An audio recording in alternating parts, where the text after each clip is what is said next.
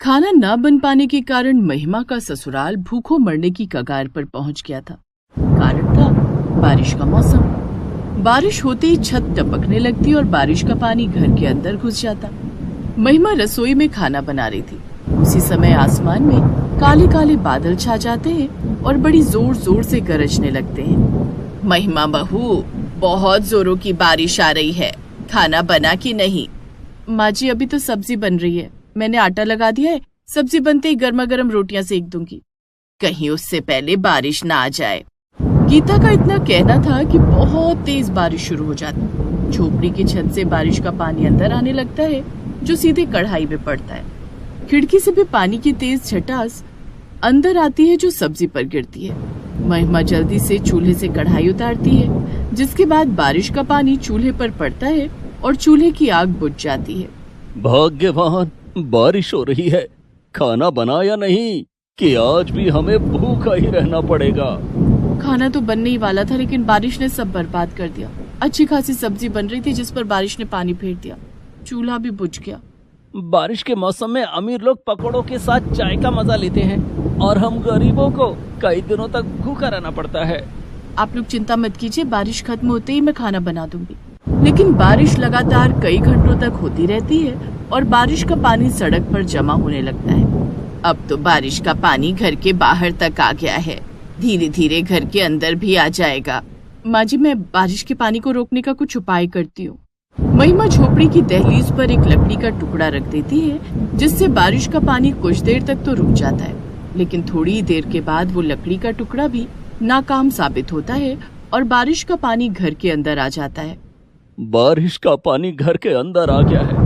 ये पानी फिर से चूल्हे को बहाकर अपने साथ ले जाएगा। पहले से ही चूल्हे पर छत से टपकने वाला पानी गिर रहा था, जिससे चूल्हा बुरी तरह से गीला हो चुका था।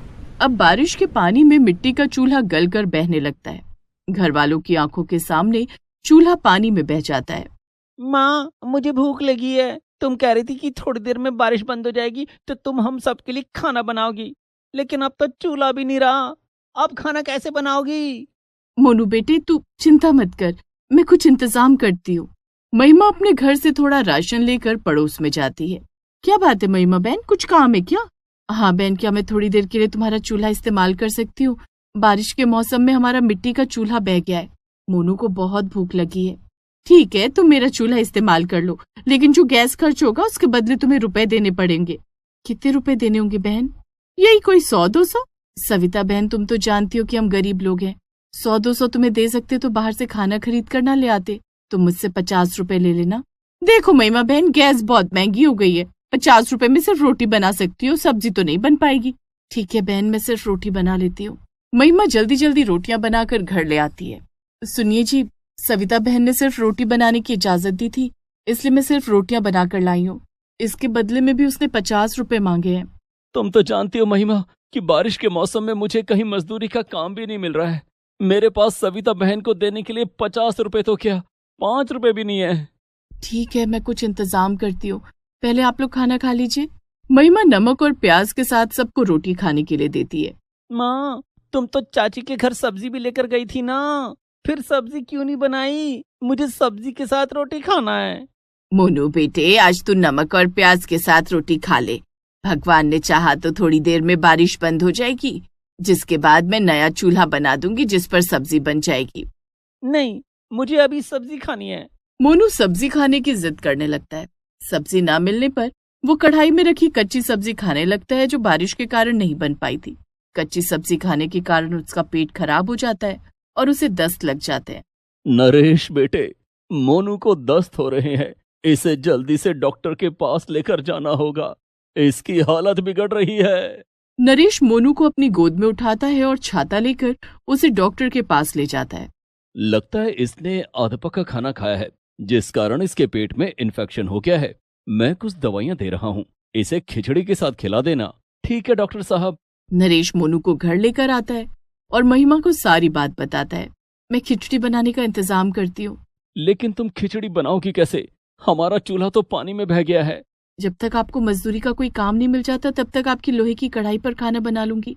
नरेश जिस लोहे की कढ़ाई को मजदूरी के काम में इस्तेमाल करता था, महिमा उसमें कोयला जलाती है और उस पर खिचड़ी बनाने लगती है। उस पर खिचड़ी बनने में बहुत वक्त लग जाता है।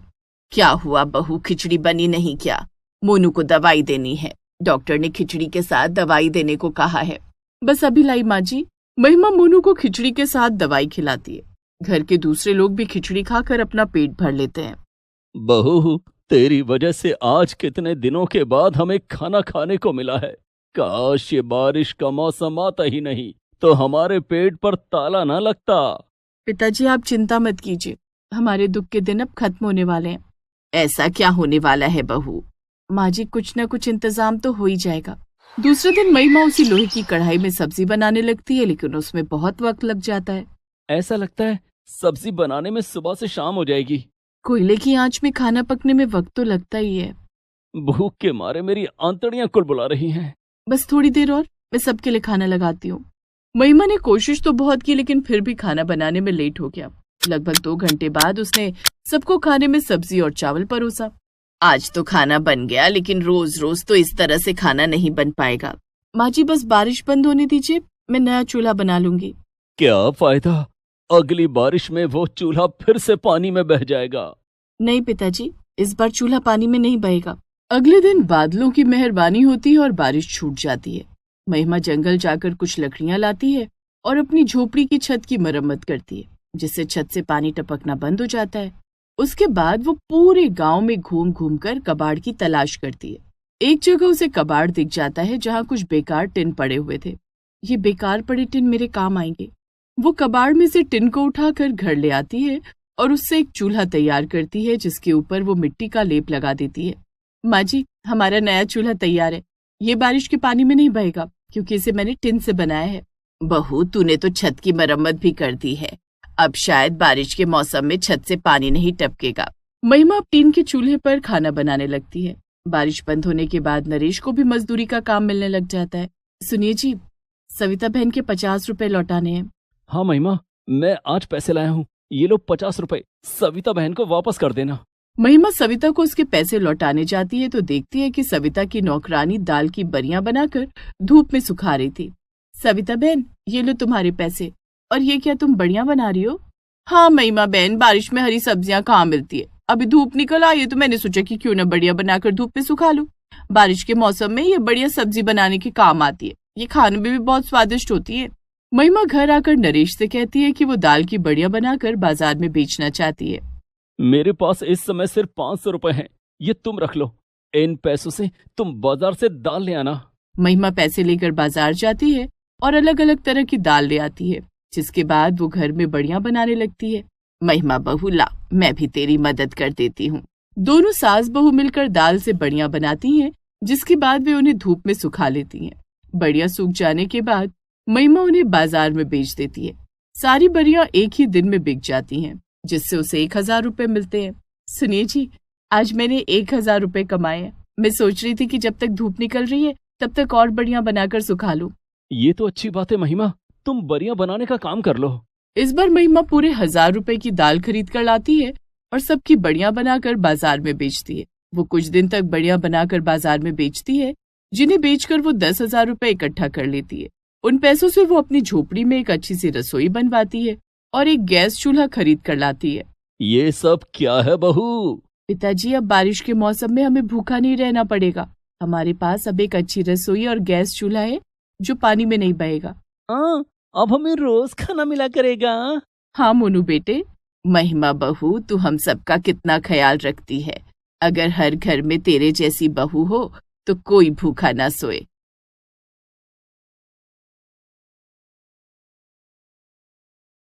अमित एक गरीब किसान था। उसका दुनिया में कोई भी नहीं था सिवाय उसके 2 दोस्तों के, जिनका नाम हीरा और अनंत था। बड़ी मुश्किलों के बाद अमित की एक लड़की सिया से शादी तय हो जाती है। वो दिन रात कड़ी मेहनत करके अपनी शादी के लिए पैसे जमा करता है, मगर मुसीबतें तब आती हैं जब उसकी सारी मेहनत बारिश की वजह से बर्बाद हो जाती है। आइए देखते हैं कि कैसे एक गरीब बारिश में अपनी शादी कर पाएगा। अमित अपने दोस्तों के साथ लड़की देखने जाता है। तब उसके होने वाले ससुर उससे कहते हैं, देखो अमित बेटा, हमारी बेटी लक्ष्मी है, लक्ष्मी, उसमें कोई भी कमी नहीं है, लेकिन बस मेरी एक ही शर्त है, अगर तुम्हें हमारी बेटी से शादी करनी है तो शादी की सारी तैयारियां तुमको ही करनी पड़ेगी, तभी हम ये शादी करेंगे। क्या इसका मतलब शादी का सारा खर्चा मुझे करना पड़ेगा? हाँ और क्या। अब तुम अपना फैसला बता दो, वरना मेरी बेटी के लिए रिश्तों की कमी नहीं है। अमित कुछ बोलता इससे पहले ही उसका दोस्त हीरा अमित के ससुर से कहता है, नहीं नहीं, आप चिंता मत करिए, हम लोग सब तैयारी कर लेंगे, आप बेफिक्र हो जाइए। चलो फिर ये तो बड़ी ही अच्छी बात है, फिर मैं ये रिश्ता पक्का समझता हूँ। जी जी जरूर। अमित अपने दोस्तों के आगे कुछ कह नहीं पाता, मगर जब वो उनके साथ घर के बाहर आ जाता है, वो हीरा से कहता है, हीरा मेरे दोस्त, ये क्या क्या तुमने? अब मैं इतने पैसे कहां से लाऊंगा? इस बार तो फसल भी अच्छी नहीं हुई। इसका मतलब हमें खेतों में काम करने के साथ साथ कुछ और काम भी ढूंढना पड़ेगा। अरे तू चिंता मत कर अमित, हम तीनों मिलकर अच्छे से सारा इंतजाम करेंगे, तेरे ससुर को कोई कमी नहीं दिखेगी। क्यों अनंत? अरे हाँ हाँ, और क्या। और वैसे भी मुझे तो यही लड़की सी अच्छी लगी, हमारी भाभी तो यही बनेगी। और अब पैसे तो आते जाते रहेंगे, लेकिन अच्छी भाभी रोज रोज नहीं मिलती। ये सुनकर तीनों दोस्त साथ में हंसने लगते हैं और अगले दिन से ही अमित कड़ी मेहनत करने लगता है। वो खेतों में काम करता है और उसके बाद गांव की ही एक फैक्ट्री में भी काम करने जाता। इसी के साथ साथ उसके दोनों दोस्त हीरा और अनंत भी उसकी मदद करने के लिए पैसे जमा कर रहे थे। ऐसे ही वो सब मिलकर एक महीने में इतने पैसे जमा कर लेते हैं जिससे वो अच्छे से शादी की तैयारियां कर सके। एक दिन अमित अपने दोस्तों से कहता है, दोस्तों, हमने इतने पैसे जमा कर लिए हैं, बस अब सारी तैयारियां अच्छे से हो जाए। मुझे तो बहुत चिंता हो रही है। अरे दूल्हे राजा, चिंता मत करो, हम है ना तुम्हारे जिगरी दोस्त, हम सब अच्छे से देख लेंगे। हाँ हाँ, और क्या। तुम तो बस शादी की खुशियों के बारे में सोचो और किसी भी तरह की फिक्र मत करो। अपने दोस्तों का इतना साथ पाकर अमित को बहुत तसल्ली थी। ऐसे ही देखते शादी का दिन भी आ जाता है। अमित के घर के पास में ही एक छोटा सा मैदान था और वहीं पर अमित की शादी का टेंट और मंडप सजा हुआ था। खाने पीने की भी सारी तैयारी वहीं पर हुई थी। उधर अनंत अमित के पास पहुंचता है और देखता है कि अमित अभी भी सजावट के काम में बाकी लोगों की मदद कर रहा था। वो उससे कहता है, ओहो अमित, तू अब तक क्या कर रहा है? तेरी शादी का मंडप सज चुका है और सारे मेहमान भी आने वाले हैं, सारा खाना भी तैयार है। तू अब बस जल्दी से तैयार हो जा, बाकी सारी तैयारियां हम देख लेंगे। ऐसे तो दूल्हा कम और बावर्ची ज्यादा लग रहा है। अच्छा ठीक है, मैं अभी घर जाता हूँ और तैयार होकर वापस आता हूँ अनंत। अमित अपनी शादी के लिए तैयार हो जाता है और मंडप में पहुंचता है। सबसे पहले उसे उसके होने वाली सास ससुर दिखाई देते हैं। मानना पड़ेगा अमित, तुमने तो शादी का काफी अच्छा बंदोबस्त किया है, हम सबको बहुत अच्छा लगा। धन्यवाद पापा जी। अब तुम मंडप में बैठ जाओ, शुभ मुहूर्त होने वाला है। सिया भी बस तैयार होकर आती ही होगी। अमित तैयार होकर शादी के मंडप में बैठ जाता है, लेकिन तभी अचानक से वहां पर बहुत जोरों की बारिश होने लगती है। अरे अरे अरे, ये क्या हो रहा है? ये बारिश अचानक से कैसे? तेज हवा चलने लगती है और अमित की शादी का मंडप हवा से उड़ जाता है। सभी लोग ऐसी जोरदार बारिश से बचने के लिए इधर उधर भागने लगते हैं। हीरा और अनंत दौड़ते हुए अमित के पास आते हैं और उससे कहते हैं, अमित जल्दी से हमारे साथ चल, वापस तेरे घर के अंदर चलते हैं, वरना तेज बारिश में तुम्हारे कपड़े खराब हो जाएंगे। हाँ जल्दी चलो अमित, बारिश बहुत तेज है। अनंत और हीरा अमित को अपने साथ ले जाते हैं। थोड़ी ही देर में बारिश और तेज हो जाती है और सारे मेहमान अपने घर लौट जाते हैं। बारिश काफी देर से हो रही थी और रुकने का नाम ही नहीं ले रही थी। लगभग 1.5 घंटे बाद बारिश रुकती है।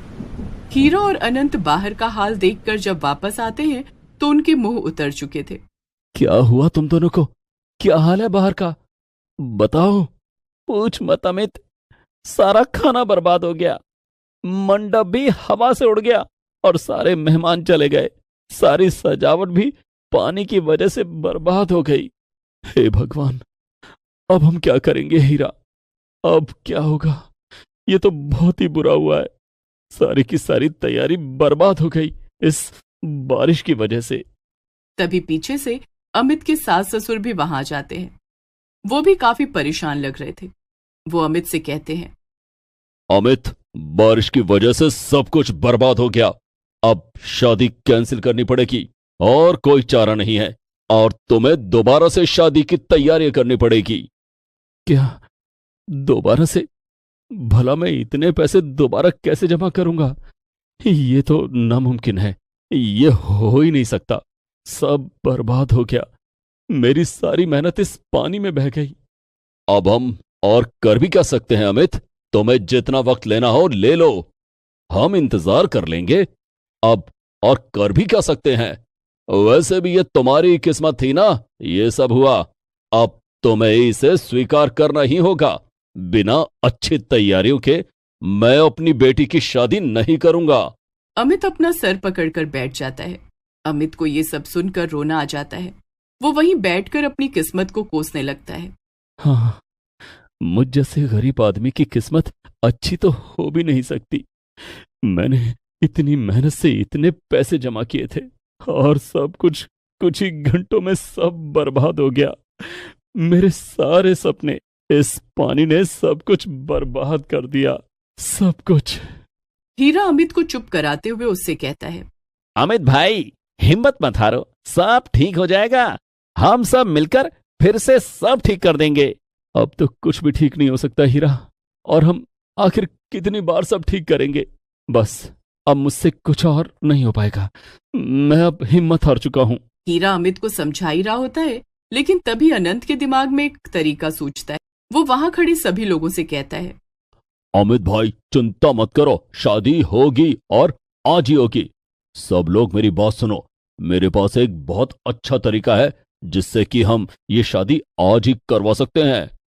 ये सुनकर अमित चौंक जाता है और उसके साथ साथ वहां खड़े उसके सास ससुर भी चौंक जाते हैं। क्या? मगर कैसे? ऐसा कैसे मुमकिन है अनंत? अब भला ये कैसे मुमकिन है? इतने कम समय में वापस से बाहर तैयारियां करना तो नामुमकिन है। मुझे तो कोई भी रास्ता नजर नहीं आ रहा है। नहीं, हम तैयारियां बाहर नहीं करेंगे तो फिर क्या करोगे तुम लोग?